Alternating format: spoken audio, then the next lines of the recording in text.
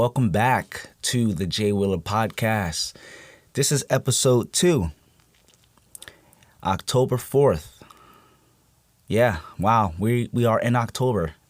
First episode of October on Wheeler Wednesday, which is a little thing that I like to have. But wow, it feels good to be back, honestly. There has been a lot going on in today's world, in my personal life, but I find it best to just keep battling and to never give up. And here I am, a few weeks later after my first episode, but I'm going to try my best day in and day out and to try to just stay consistent. Like I said in my last episode, this is all new to me and I'm learning, I'm trying to grow, I'm trying to do a lot of things. And someone like me who is just constantly on the go, being creative, new ideas, faced with real life, situations, it's a lot, but I know I'm gonna get it. So let's begin. All right. Wow. Coming off of my last episode, I was talking about my favorite wrestler by the name of Edge. And he was pretty much, at the tail end of his contract. So in Toronto on SmackDown, it was reported that, this would most likely be his last match. And I kind of figured, with how things were advertised and just kind of, reported, behind the scenes, in front of the camera, whatever. And I want to say in like July, it was something that came out about him potentially signing to AEW to have one last match with his former tag team partner, Christian, and face the Hardy Boys. And I said, oh my God, that would be sweet. But again, I try not to buy into things anymore. I just like to let it play out. I used to be a junkie for like inside scoops and all that, but I just find it best to just kind of just relax, It takes a lot of energy to want to, dig into stuff too.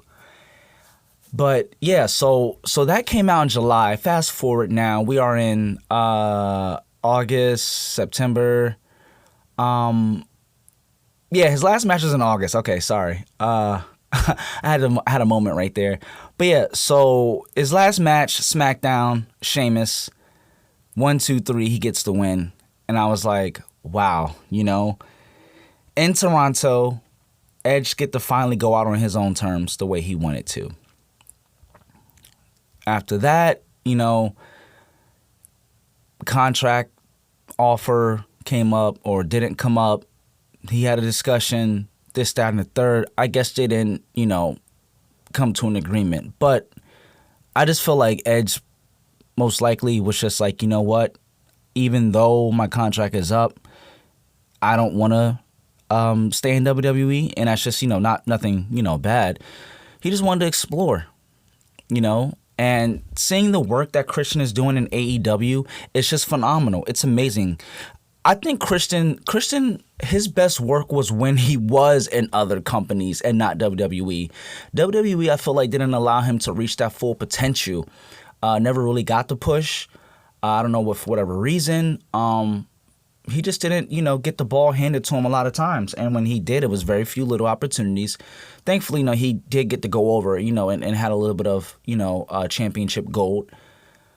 But I just feel like he's done way better in other promotions. And Edge wanting to join him in that is like, oh my God, because Christian is he's phenomenal. But then to see one last match against the Hardy Boys, and let's just say ladder match TLC, because it has to be that, right? And Edge also did say, he wants to work with other people, but that's cool too, I just think that, if they were to have that match, it should be the final and last match of his career, and all those guys' careers too, honestly. They're, late 40s, and I don't want to see them as like a Ric Flair being 60 years old, doing this, or 50s, mid 50s. I think where they're at now, they still got the juice, but not a lot of it. It's like kind of running on E, but they're like maintaining, that like last bit of gas to get them to their destination. I think within these next 2 years, or a year, I should say, these guys should be done. They're my childhood. Edge was my childhood. And seeing him now, still got it, still working, working great too, not just, being there, just being a top guy. A lot of people can't really maintain that level of stardom. And for him to be in this position to jump ship from WWE to AEW, it's phenomenal. It really is. And I can't wait to see the work that he will do. I don't know the roster, just a couple of guys, but I'm sure the people he chooses to face, it'll be something good. I'm just going to be really upset when he does retire this round, because I did go on record and say, he's retiring. That was a whole WWE thing. To tell you the truth, I had it in the back of my mind with the AEW, but again, until something happens, you just never want to just, go off that. But he's not retired. He just retired from WWE. And it'll be crazy, too, if he does, let's say a year in AEW and then have one more match, come back to WWE, one more match, and then, lose at WrestleMania. But I don't want that. I'm kind of happy that Edge has this, unique thing, too, where it's like he will get away with certain stuff that most guys could only dream of in their career. Like, before he retired the first time, he retired being a champion. Like, he won the World Heavyweight title and then just retired. Come back 9 years later, wins another Royal Rumble. And still, running the narrative of him not losing the title. He never won it in this run, but it's just still kind of amazing. And then he wins his last match. And it's, traditionally it's supposed to be at WrestleMania, your last match, you put the guy over. But no, his last match on SmackDown in his hometown, and he wins. And that's another thing. You never win in your hometown. Vince McMahon has always had a thing for guys losing in their hometown, shock value, whatever. But Edge won his last match. He won his last match in his hometown. And I'm just like, yo, this guy's a legend. Now he's jumping ship to AEW. And who knows what he can do there. And he goes by the name of Adam Copeland, which is his real name. I thought that was pretty cool, too. And he got to keep his music. He got to keep his theme song. Now, I've seen on the internet, as far as, trademarks and all that stuff, I guess WWE just didn't, think anything of it, even him having the nickname Rated R Superstar. All these things that was a part of Edge's career, I guess WWE didn't really have that. They didn't just think it through. And now, because he's a free man, he doesn't have to worry about his name being under, WWE. Because some guys, if they go to a different company, they can't use that same name.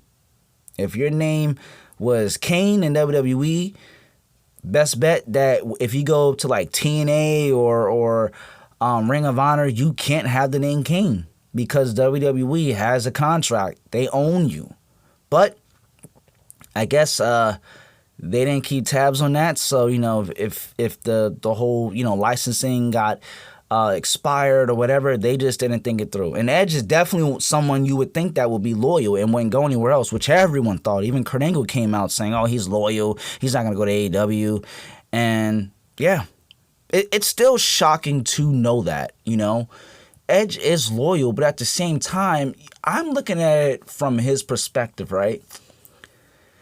He's been gone for 9 years. That's a long time. I remember Shawn Michaels was gone for 3 or 4 years and he came back, But to be gone 9 years,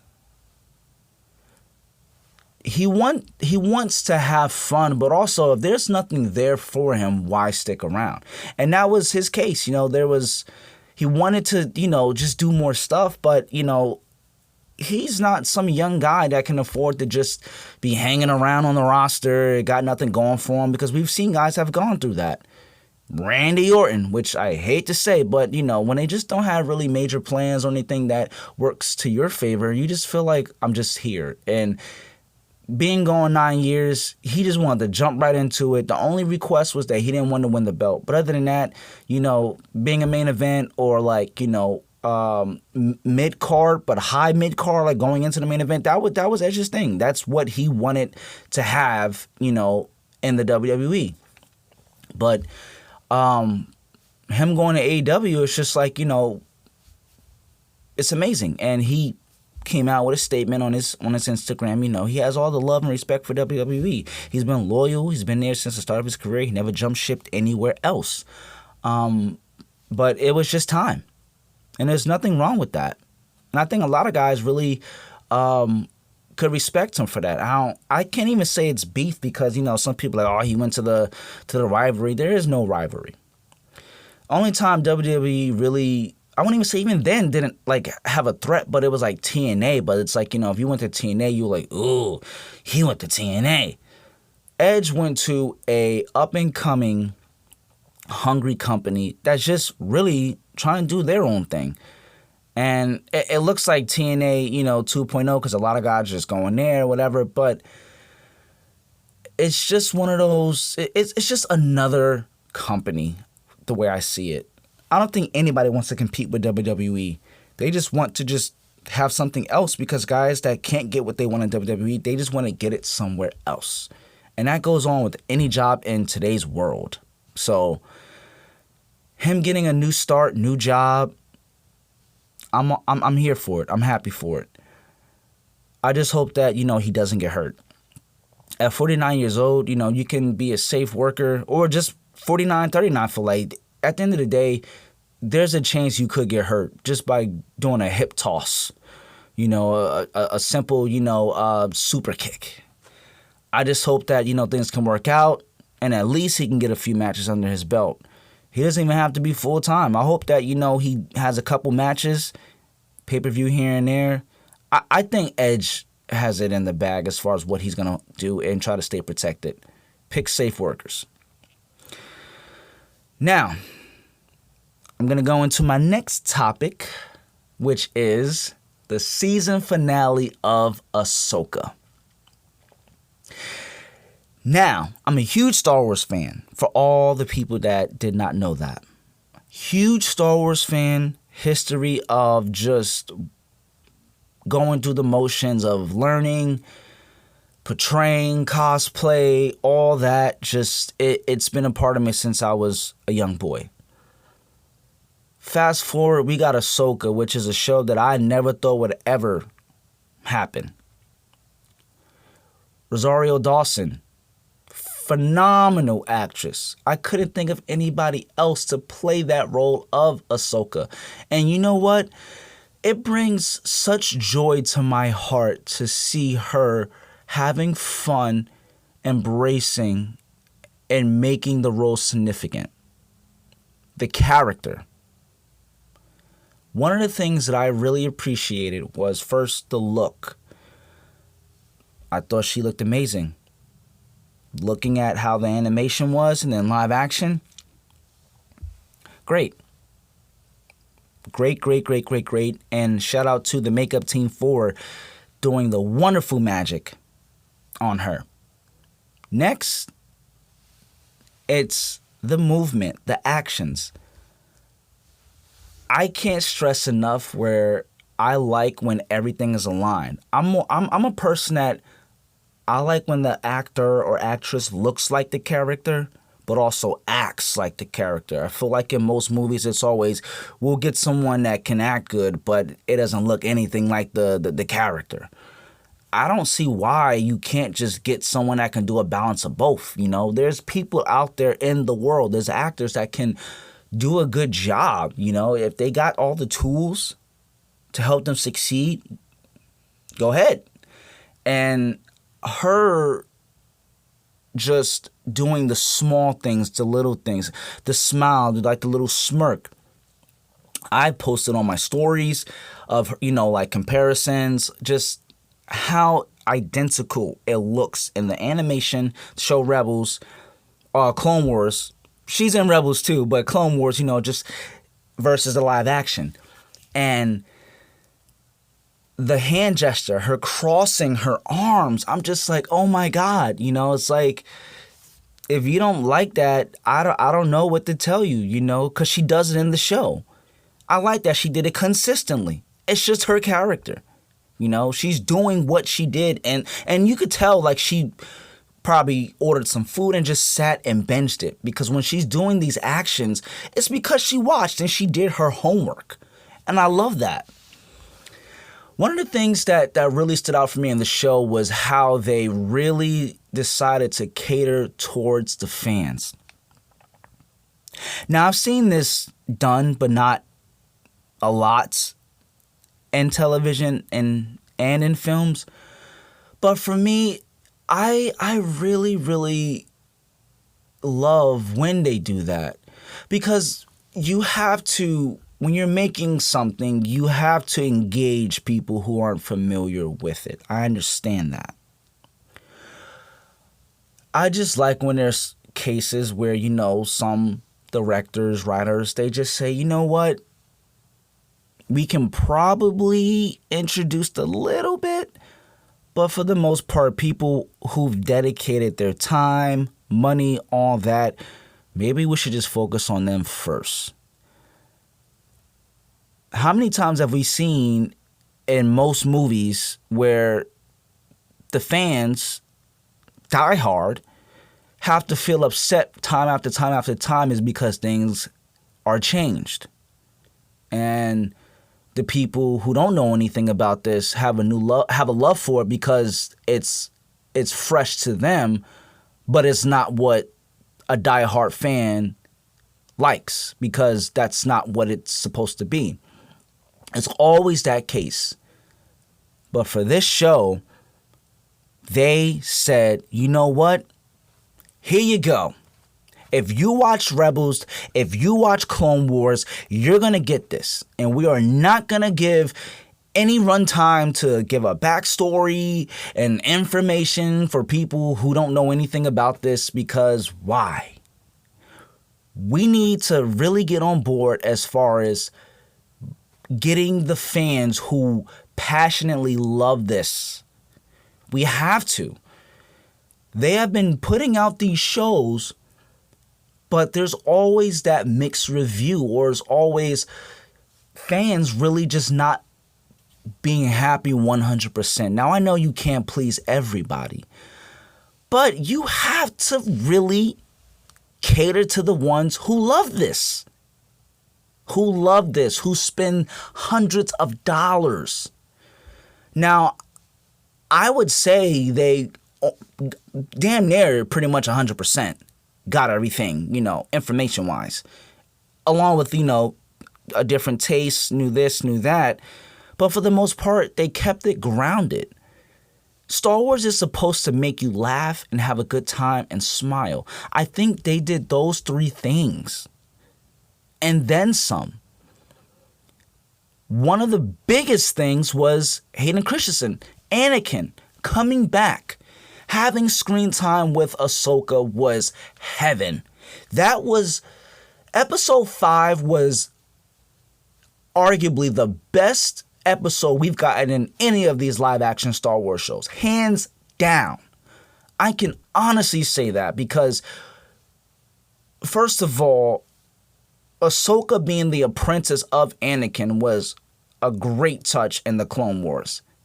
Seeing a live action, cool. But what adds to it is that Hayden Christensen, him coming back into the picture after a long absence because of X, Y, and Z, we're not going to talk about that, but just to have the same actor to come back, be in this position, you sit there and you say to yourself, this is what Star Wars is. You love it. Shed that tear, because you are someone who wants to just believe that things can look up from here, which I feel like this show has done that. It gives you hope and belief that if someone, one person, Dave Filoni in particular, who can just have that control, just let someone take lead, take charge, who not only knows what they're doing, but who loves this. Let them have the floor, please, because they're going to do a good job. And I think to all the writers, everyone who had a piece of directing an episode, this, that, and the third, it worked well. Everyone was in sync and on page, and that's what we needed. if more shows can be like this, they are going to have a great time in the future for Star Wars, because this was the first time in a long time where I said Star Wars is back. Easter eggs, jokes, lines, flashbacks, everything was great. And I said, you know what? I'm going to give this another watch, but now I get to binge it. Watching one episode each week was just, oh my God, he had to wait. And once it started to get going, that's it. Like, it really had a start where it was information, which is fine, because they have to kind of, give the context, but also have, the ball rolling. I think how they position everything was great. Looking back at it now, it might have felt for some people like, when is something going to happen? For me, I just wanted to sit back and relax.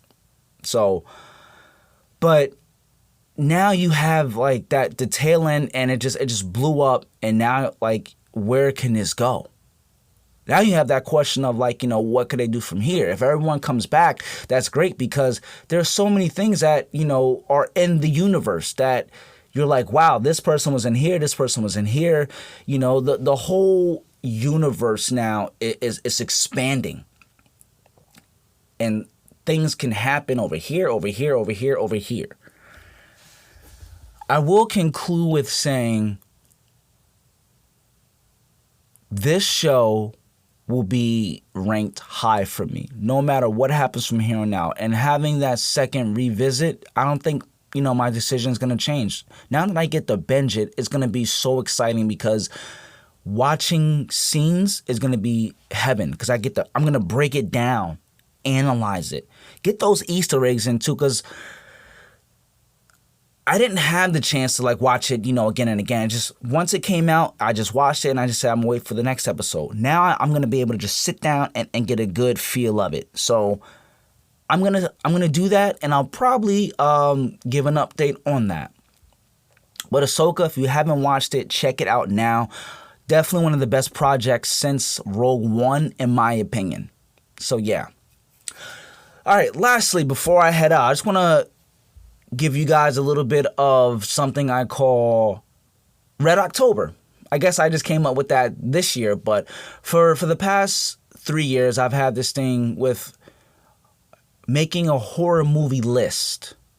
31 days, each night a different horror film. This year, Red October, 4th anniversary. I love horror films. October is my favorite month.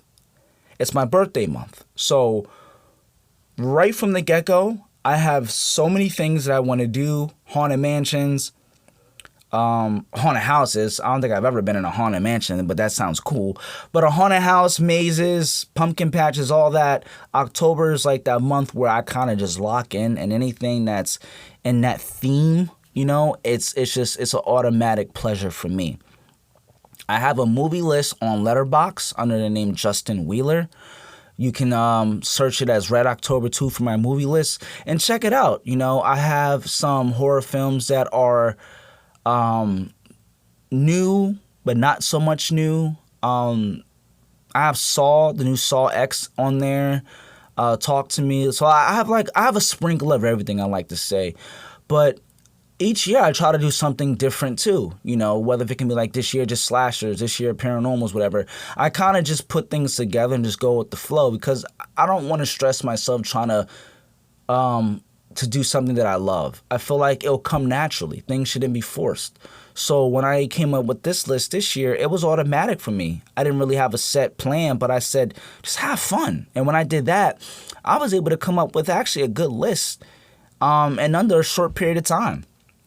And I laugh because I was like, man, 31 movies. Can I really think of 31 movies? I was like, dude, you have been watching horror films since you were 8 years old. Now it's been scattered all over the place. But because I really want to just not only give a list for me, but, for people to watch as well, too. I feel like if I were to pick everything, there would be like a small crowd. But I was like, everyone likes what they like. And people should be open to new stuff. So I came up with the list and I said, here it is. Hopefully people like it. I think I have enough like knowledge now to kind of pick around different categories, you know, the gore, the bloody, the slasher, all that stuff. So when I'm just sprinkling this stuff in my list, I'm like, you know what, yeah, this is a good list. And I have that confidence now. I'm finally in my bag when it comes to horror films because that's just one of the things that I like on top of wrestling and on top of Star Wars. Those are the three things that I love the most and will always be a part of me, and it's who I am. So I'm going to leave that there. And when I come back for this next episode, I'm going to jump into a lot of things. This is just the beginning. And I'm going to be just giving you a taste of all the stuff that I like, because that's what this podcast is all about. Thank you for watching, tuning in, listening. It's your boy Jay Wheeler, and this is the Jay Wheeler Podcast.